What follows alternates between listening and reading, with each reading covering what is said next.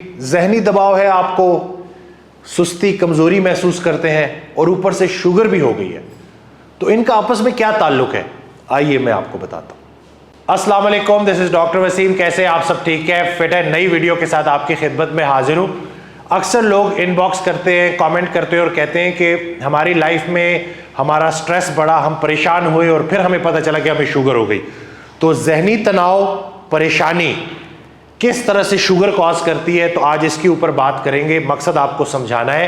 हज़रत वासिफ अली वासिफ रहमतुल्लाह का बड़ा प्यारा जुमला कि परेशानी हालात की वजह से नहीं, ख्यालात की वजह से होती है।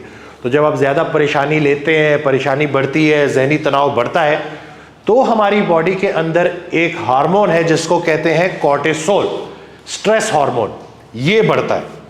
जब खून में ये बढ़ जाता है ना, तो इसके बहुत सारे काम है। उसमें से दो मेन काम जो है वो ये है कि एक तो जब कॉर्टिसोल बढ़ता है तो वो खून में शुगर बढ़ा देता है, ठीक है, और उसके साथ साथ पट्ठों को तोड़ना भी शुरू कर देता है।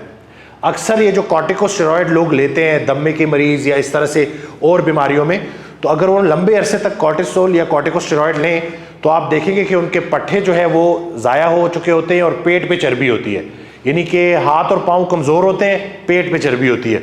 तो कॉर्टिसोल का ये एक साइड इफेक्ट है, बल्कि कह लें कि कॉर्टिसोल का एक इफेक्ट है ये कि वो पट्ठों को तोड़ती है और चर्बी को, पेट पे जो चर्बी है उसको बढ़ाती है। तो जब आप परेशानी ज़्यादा ले रहे हैं, छोटी छोटी बातों पे बड़ी बड़ी परेशानी ले रहे हैं, छोटी बात को बड़ा किया हुआ है, तो कॉर्टिसोल बढ़ा, कॉर्टिसोल बढ़ा, उसने शुगर को खून में बढ़ा दिया और पट्ठों को तोड़ना शुरू कर दिया। अब जब शुगर बढ़ी है ना, तो शुगर को कंट्रोल करने के लिए लबलबे से इंसुलिन रिलीज हुई है, क्योंकि इंसुलिन का काम है शुगर को कंट्रोल रखना।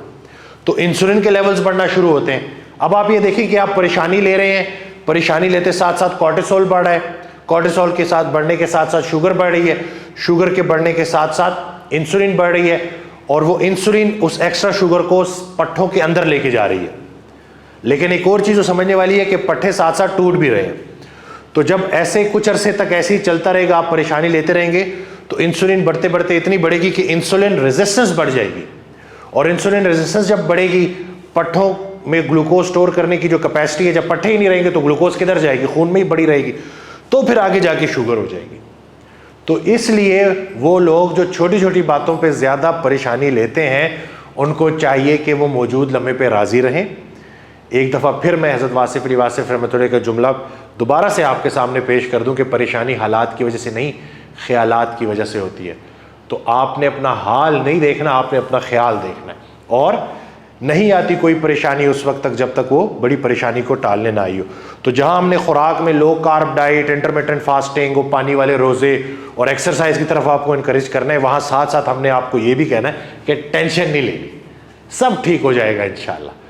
टेंशन लेने से मसला हल नहीं होगा, वो अपने टाइम से होगा, वो अल्लाह के हुक्म से होगा। तो आपने अगर स्ट्रेस लेते हैं तो आप देख लें कि आगे जाके कहानी किधर जाने वाली है। तो ये वजह बनती है शुगर के होने की। तो अक्सर लोग जो ये कहते हैं ना कि मैंने बड़ी टेंशन ली और फिर मुझे शुगर हो गई, तो वो ठीक कहते हैं, क्योंकि ये वो हार्मोन की साइंस है जो कि हमें समझनी चाहिए। तो वीडियो कैसी लगी आपको? अच्छी लगी तो हमें ज़रूर बताइएगा कमेंट करके, और चैनल सब्सक्राइब करना ना भूलिएगा। बहुत सारे लोग जो हमारी वीडियोस देखते हैं वो चैनल ही सब्सक्राइब करते, तो ये तो अच्छी बात नहीं है। हम आपका ख्याल रखते हैं, आप हमारा ख्याल रखें। दुआ में याद रखिएगा। नेक्स्ट वीडियो में फिर हाजिर होंगे आपकी खिदमत में नए टॉपिक के साथ। Thank you.